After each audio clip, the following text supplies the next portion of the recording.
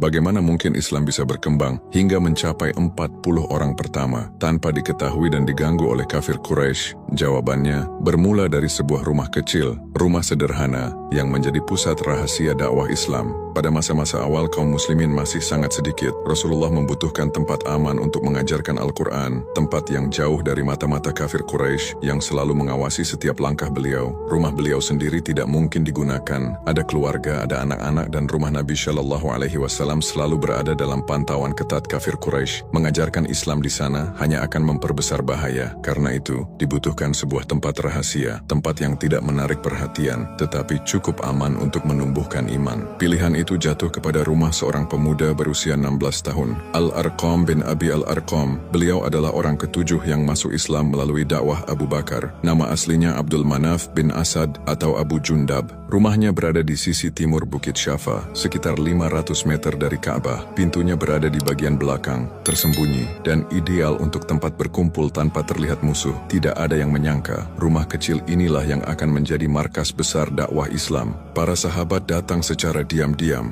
tidak dalam rombongan besar, tetapi satu demi satu, kadang 2 atau 3 orang. Mereka datang pada malam hari, atau saat Makkah benar-benar tenang. Hanya mereka yang benar-benar beriman yang diizinkan masuk.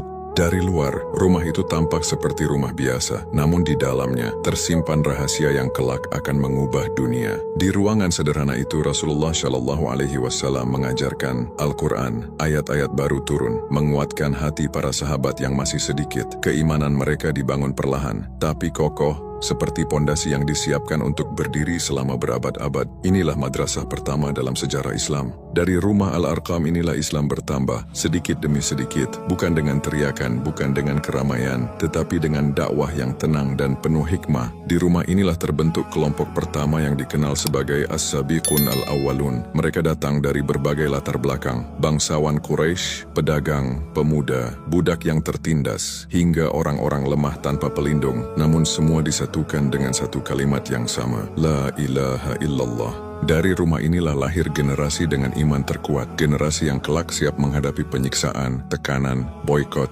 bahkan hijrah. Bagi manusia, rumah Al-Arqam mungkin hanyalah rumah biasa, namun di mata Allah, rumah itu adalah tempat lahirnya umat yang mulia. Dari rumah kecil di dekat Bukit Syafa, lahir 40 orang pertama yang menjadi fondasi Islam. Dari rumah itu, dakwah mulai menyebar hingga menerangi seluruh dunia. Semuanya bermula dari ruang kecil yang penuh cahaya, dari hati seorang pemuda berusia 16 tahun yang dipenuhi iman. Itulah bagaimana Islam bertumbuh, tanpa terlihat, tanpa terdengar, namun tak terbendung.